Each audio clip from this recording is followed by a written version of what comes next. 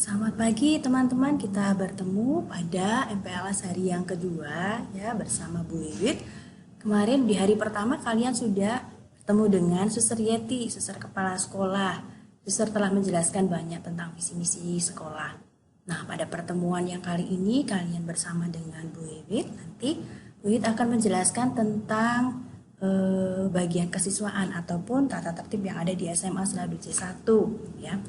Kebetulan tahun ini Bu Wiwit masih dipercaya oleh sekolah, oleh yayasan untuk nanti menjadi wakil kepala sekolah di bidang kesiswaan. Ya, nama lengkap Bu Wiwit Katarina Wiwit Ari Astuti. Nanti kalian bisa memanggil dengan Bu Wiwit saja. Dan nanti di dalam pembelajaran Bu Wiwit akan mengajar di kelas 10 MIPA 1 dan 10 MIPA 2 untuk mata pelajaran matematika ya. Nanti yang kelas 10 MIPA 1 dan MIPA 2 bisa ketemu Bu Wiwit di kelas. Oke. Kita lanjutkan untuk penjelasan tata tertib sekolah. Tata tertib yang pertama, tata tertib yang akan dijelaskan Bu Wiwit adalah peraturan nanti seandainya kalian mengikuti pembelajaran sudah di dalam kelas ya. Untuk yang pertama ini, bagian pertama akan dijelaskan tata tertib ataupun peraturan ketika kalian nanti masuk sekolah.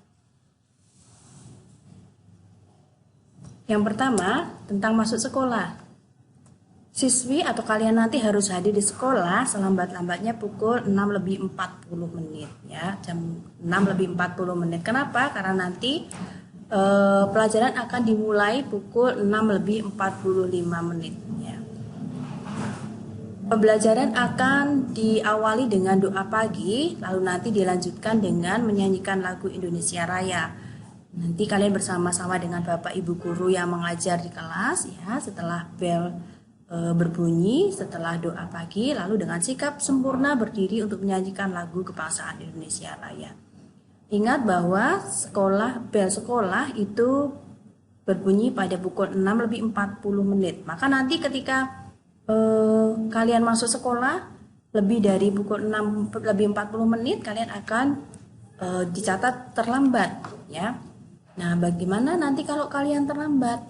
Siswi yang terlambat itu wajib lapor kepada pamong piket atau Bapak Ibu pamong khusus yang bertugas untuk dicatat keterlambatannya, dan wajib mengikuti pelajaran dari luar kelas sampai jam pelajaran berikutnya. Ingat, kalian tidak bisa keluar atau pergi kemana-mana, tetapi pada saat kalian terlambat, kalian tetap mengikuti pembelajaran tetapi dari luar kelas, tidak di dalam kelas gitu ya.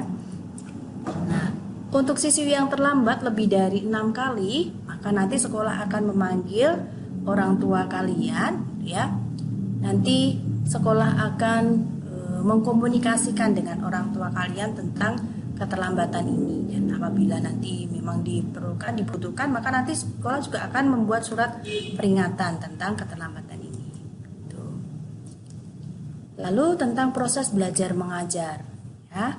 Siswi wajib mengikuti semua pelajaran yang telah ditentukan dan memiliki hasil evaluasi dalam rapor. Ini sudah jelas ya bahwa kalian harus mengikuti pelajaran, semua mata pelajaran, dan harus memiliki nilai dalam rapor. Yang kedua, tentang kegiatan ekstrakurikuler. Nah, kelas 10 kalian nanti wajib mengikuti kegiatan pramuka ya. Untuk kegiatan pramuka sifatnya wajib. Nah, ada 16 kegiatan ekstrakurikuler lain yang sifatnya tidak wajib. Kalian boleh memilih salah satu dari 16 kegiatan ekstra itu ya. Nah, untuk kegiatan ekstra ini wajib diikuti selama 1 tahun. Kalian tidak boleh mengikuti ekstra 1 semester saja lalu semester depannya berhenti, tidak boleh. Jadi harus utuh, ketika kalian sudah memiliki kegiatan ekstra harus selesai dalam waktu 1 tahun. Nah, jumlah kehadiran dalam kegiatan ekstra minimal 50% dari total pertemuan, supaya nanti kalian mendapatkan nilai minimal B gitu ya. Jadi harapannya kalian harus mengikuti total kegiatan ekstra dari awal sampai akhir pertemuan. Untuk nilai minimal memuaskan itu pun tidak hanya karena kehadiran 50%, tetapi kalian juga harus menyelesaikan tugas-tugas yang diberikan. Di dalam proses belajar mengajar, ya nanti siswi atau kalian tidak diperbolehkan menggunakan handphone atau HP selama KBM. Nanti HP akan dikumpulkan dan akan disimpan di dalam lemari di dalam setiap kelasnya. Sudah ada kuncinya ya. Nah, kecuali nanti apabila dalam pembelajaran itu Bapak Ibu guru memang mengharuskan kalian mengakses menggunakan HP. Nah, ketika seizin Bapak Ibu guru, nanti kalian boleh menggunakan HP. Nah, bagaimana jika ketahuan kalian menggunakan HP pada saat pembelajaran, padahal Bapak Ibu guru tidak mewajibkan kalian menggunakan HP? Maka nanti HP kalian akan disita selama 2 minggu. Kalian tidak mau kan HP-nya disita? Nah, maka gunakan HP pada saat yang tepat, pada saat dibutuhkan gitu ya. Nah, pada saat istirahat kedua baru kalian nanti diizinkan untuk menggunakan HP.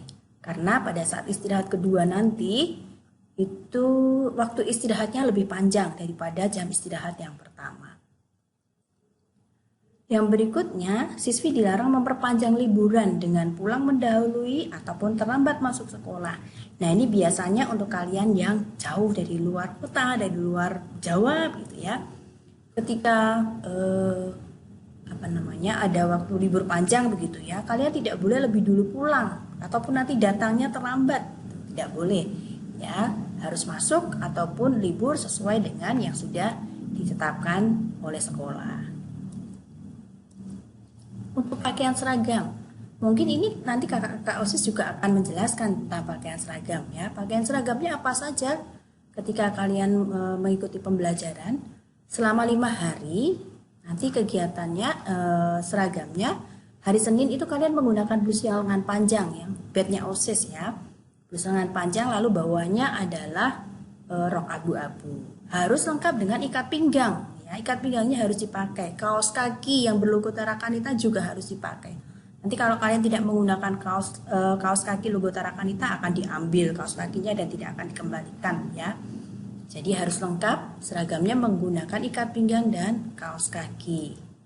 Lalu hari Selasa itu hampir sama dengan hari Senin seragamnya, hanya blusnya yang menggunakan lengan pendek ya, bawahnya rok abu-abu.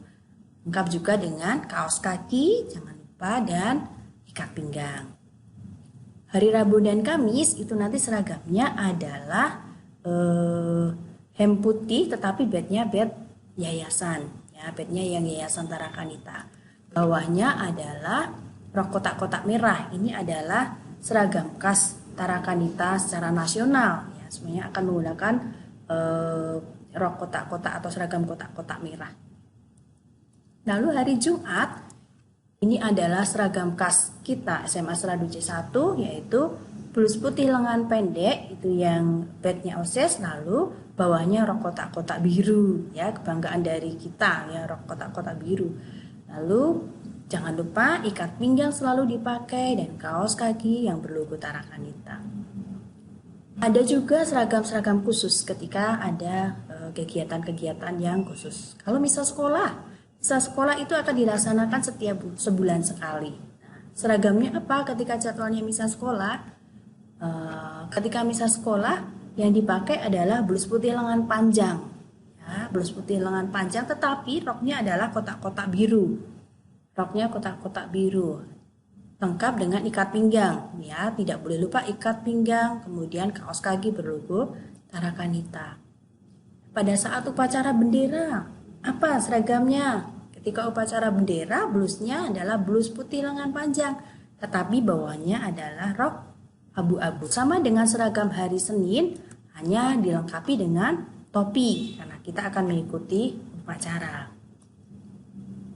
Kalau Kamis Pahing, ya Kamis Pahing apa bajunya begitu ya, seragamnya seperti apa? Mungkin kalian yang ada di luar Jawa tidak tahu Kamis Pahing itu apa. Itu adalah penanggalan Jawa. Setiap 35 hari sekali akan bertemu dengan hari yang namanya hari Kamis Pahing. Nah, ketika Kamis Pahing ini seragamnya adalah pakaian adat Jawa Gagrag Yogyakarta ya. Nanti kalian akan menggunakan kebaya dengan lengan panjang atau minimal panjang lengannya 3/4, bawahnya adalah jari panjang sampai mata kaki. Ya, itu untuk Kamis Pahing. Setiap siswi harus mengenakan sepatu kets putih, tidak beraksesoris, bertali putih dengan kaos kakinya berlogo Tarakanita ya. Yang dipakai adalah sepatu kets putih, ya, putih polos. Ataupun kalau ada ornamennya juga tidak boleh ornamen yang macam-macam gitu ya, harus dominan putih dan talinya juga tali yang berwarna putih. Nanti kalau ada yang menggunakan talinya tidak putih akan diambil ya, nanti akan di sekolah. Kalian di sekolah tidak akan menggunakan sepatu yang bertali. Ukuran roknya tidak terlalu sempit atau ketat dan panjang rok minimal 5 cm di bawah lutut ya. Ini bagi kalian yang masih baru tentunya juga masih panjang ya roknya ya, dijaga supaya nanti roknya tidak terlalu sempit ya, karena nanti kalian itu pertumbuhannya cepat sekali. Nah, nanti diantisipasi dari sekarang ya, supaya roknya nanti tidak terlalu sempit dan panjang roknya juga tidak boleh ditekuk gitu ya, kemudian dijahit ulang gitu, tidak boleh, tetap harus di bawah lutut. Nah ini ada beberapa foto untuk seragam sekolah. Ini seragam hari Senin. Kalau hari Senin tanpa topi, kalau upacara menggunakan topi. Lalu ini seragam hari Rabu dan Kamis menggunakan kotak-kotak merah. Yang hari Selasa kenapa terlewatkan ya? Hari Selasa itu sebenarnya sama dengan hari Senin, tetapi yang atas hemnya lengan pendek ya. Ini seragam hari Jumat, kotak-kotak biru. Ya, bawahnya atasannya putih OSIS, bawahnya kotak-kotak biru. Nah, ini yang seragam hari Kamis Pahing yang menggunakan baju adat Gagrak Ngayogyakarta dengan bawahnya jarik panjang gitu ya. Kemudian alas kakinya bisa pakai sepatu yang flat atau sendal yang flat gitu boleh. Ini seragam pramuka ya. Kalaupun nanti kalian masih punya seragam pramuka yang SMP sementara bisa dipakai ya. Itu seragam yang kita gunakan ya. Bawahnya itu boleh yang menggunakan celana rok gitu ya, atau kulot. Itu seragam pramuka. Lalu aksesoris dan tata rias rambut. Siswi tidak diperkenankan berhias berlebihan ya. Yang wajar, bersahaja dan rapi. Nah, nanti kalian tidak boleh kalau misalnya menggunakan anting-anting tindik itu lebih dari satu, tidak boleh. Cukup satu saja antingnya ya. Lalu juga nanti tentang cat rambut ya. Tidak boleh kalian mencat rambut warna-warni, coklat, merah, kuning gitu ya.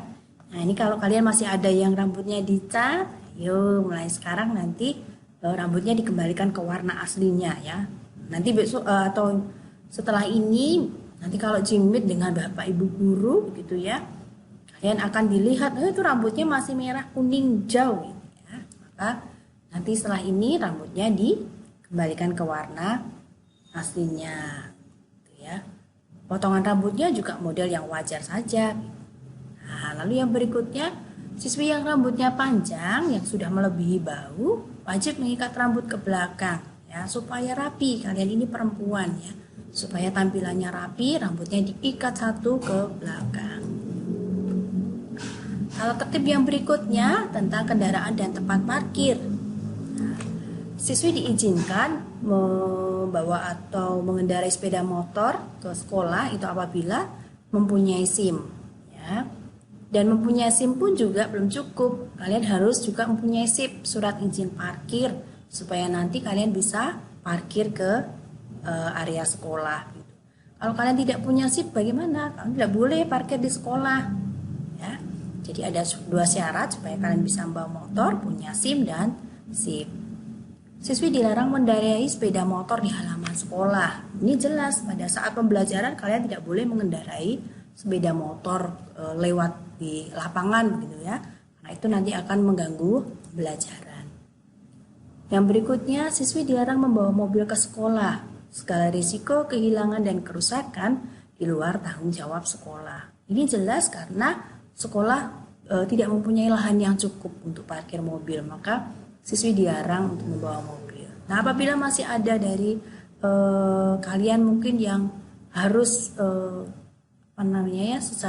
situasi keluarga mungkin ya harus membawa mobil ke sekolah, Maka nanti parkirnya di mana dan risikonya seperti apa itu bukan lagi tanggung jawab sekolah. Nah, ini izin tidak masuk sekolah.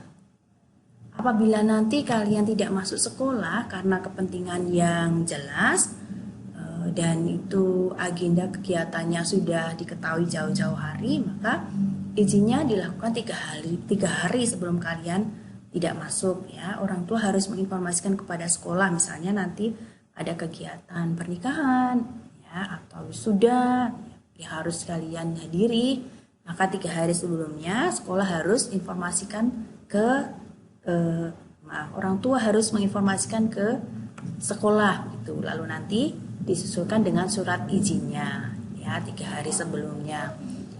Dan izinnya ini pun harus mendapat persetujuan dari kepala sekolah. Nah, bagaimana dengan siswi yang tidak masuk karena sakit ya? Surat izin itu mestinya diberikan ke sekolah pada saat kalian tidak masuk. Nah, tetapi seandainya kalian sakit, kemungkinan kalian yang ada di kos gitu ya, kalian tidak ada teman yang dititipi begitu, surat izinnya bisa diberikan pada saat kalian masuk ya. Kalian sudah sembuh, sudah masuk sekolah, itu surat izinnya baru disampaikan ke sekolah, tidak apa-apa. Ya, itu kalau kalian sakit ya. Kalau sakitnya lebih dari 3 hari, maka harus dilampirkan dengan surat keterangan dokter.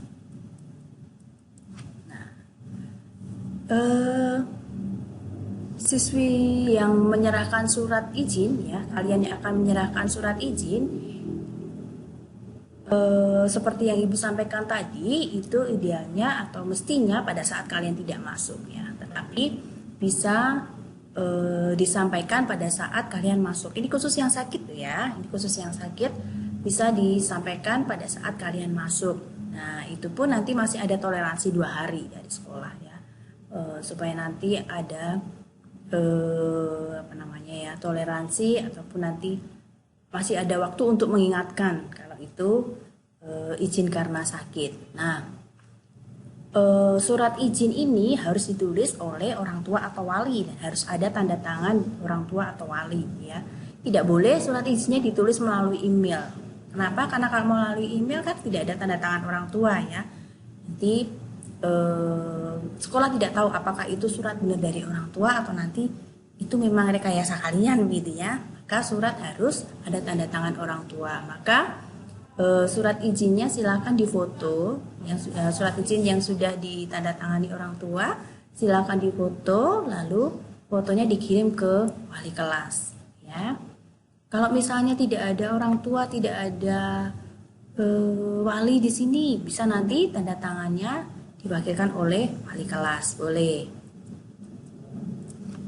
Penyerahan surat izin nanti di bagian tata usaha, bagian kesiswaan. Nanti kalau kamu masuk TU itu ada di depan sebelah kiri. Nanti di depan petugas TU-nya itu ada tempat untuk seperti kotak gitu ya untuk menyerahkan surat izinnya. Lalu ada buku besar. Nanti kalian kalau menyerahkan surat izin harus menulis di buku besar itu supaya bisa tercatat kalian tidak masuknya kapan, surat izinnya masuknya kapan ya. Itu nanti akan memudahkan kita untuk cross check ketika nanti di akhir semester itu untuk mengecek surat-suratnya apakah ketika kalian masuk ada atau tidak gitu.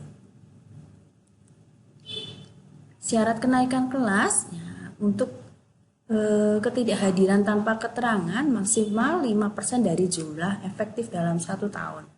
Maka nanti dalam 1 tahun ini ketidakhadiran tanpa keterangan maksimal 11 hari dalam 1 tahun. Ya, jadi kalian punya kesempatan 11 hari, 11 kali tidak masuk tanpa keterangan. Tapi kalian tidak mau begitu kan ya?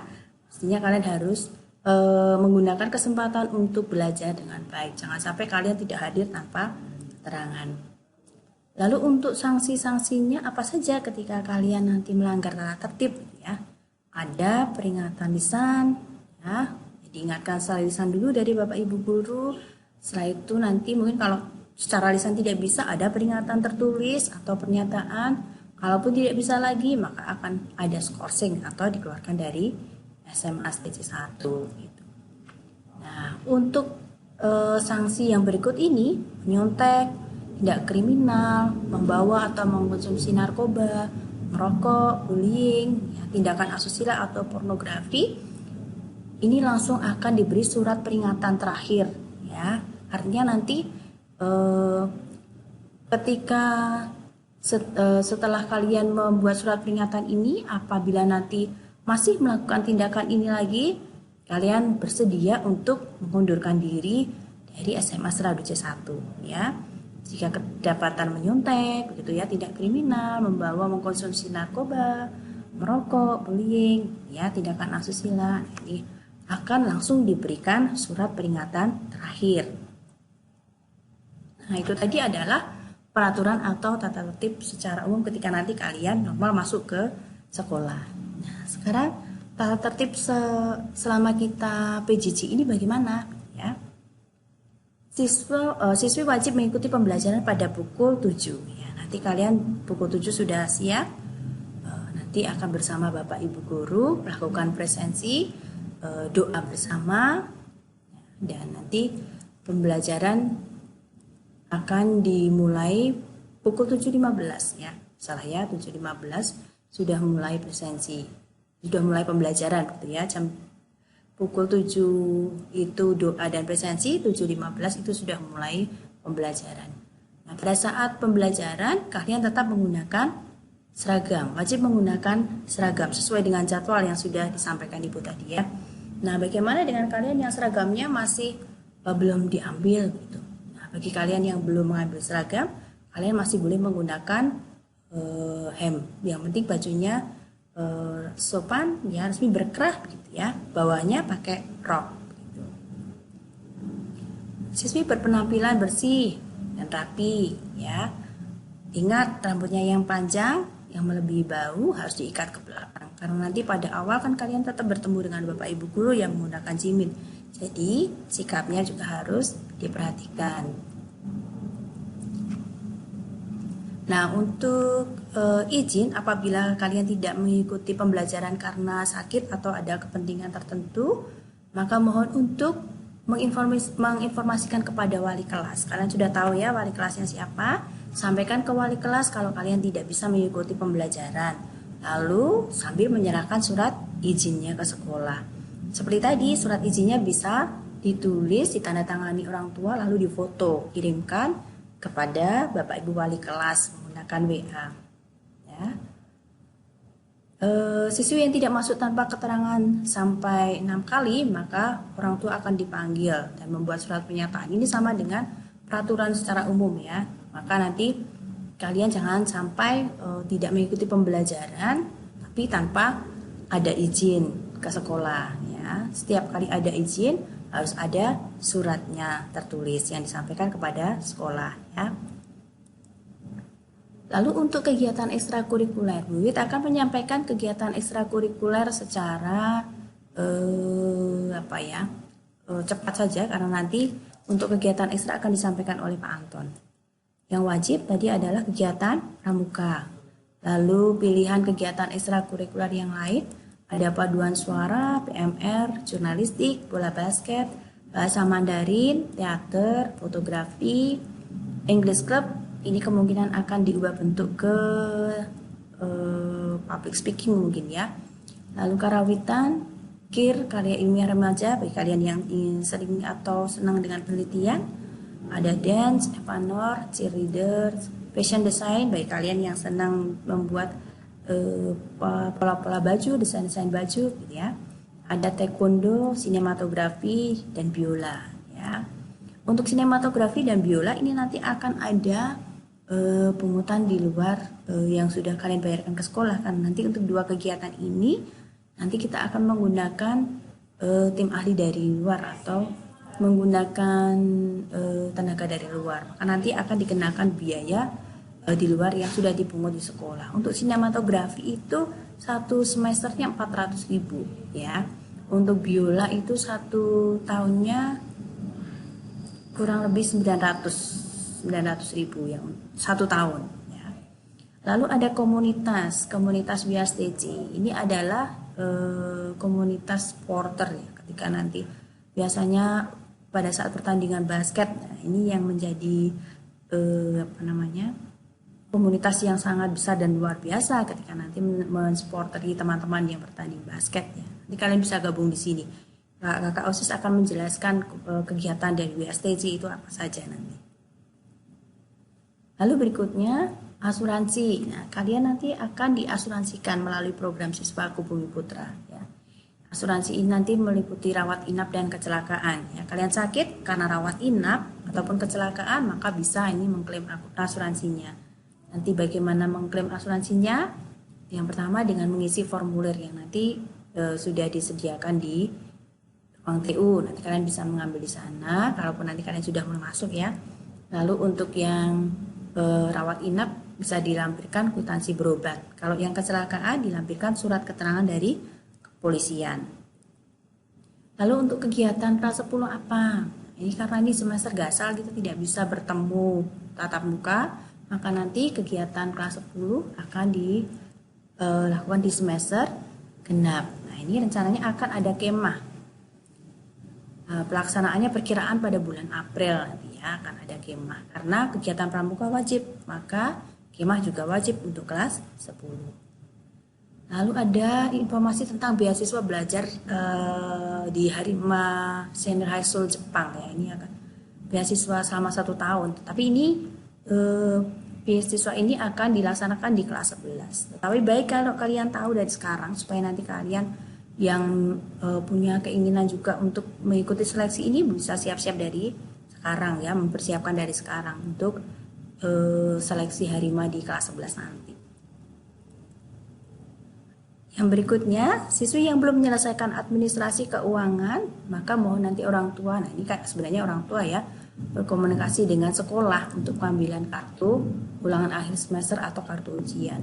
Yang belum beres administrasi pasti nanti akan ditahan kartu ujiannya. Lalu diingatkan juga nanti disampaikan ke orang tua maka pada pembayaran SPP pada setiap bulannya paling lambat tanggal 10. Ya, bekerja sama dengan Bank Mandiri. Ini orang tua pasti sudah tahu karena selama ini juga pembayaran melalui Bank Mandiri melalui virtual account ya. Nah, siswi wajib mengembalikan buku pinjaman perpustakaan sebelum kenaikan kelas dan kelulusan ya. Sebelum nanti kalian menerima rapot, segala administrasi dan pinjam-meminjam di perpustakaan sudah harus beres. Nah, ini perkenalkan karena tidak bisa bertemu langsung dengan beliau ya. Ini tim pamong OSISnya. Yang pertama ada Bapak Agus Arjatmoko SPD. Ini kebetulan mengajar olahraga. Lalu Bu Sinta, Gunawati Sinta Dewi, kalau nggak salah wali kelas 10 IPS 1 ya. Ini mengajar ekonomi. Lalu ada Bu Susi, ini guru BK. Lalu ada Pak Anton, ini guru ekonomi. Lalu ada Pak Kisworo, ini guru sejarah. Ya. Nah, itu yang bisa disampaikan Bu untuk pertemuan kali ini. Nah, silakan nanti dicermati, mungkin bisa diputar ulang. Lalu nanti kalau ada pertanyaan bisa disampaikan pada saat kita pertemuan interaktif nanti ya. Akan disampaikan pengurus OSIS kapan kita akan interaktif. Gitu ya. Terima kasih atas perhatiannya dan selamat mengikuti kegiatan MPL selanjutnya dengan senang hati ya.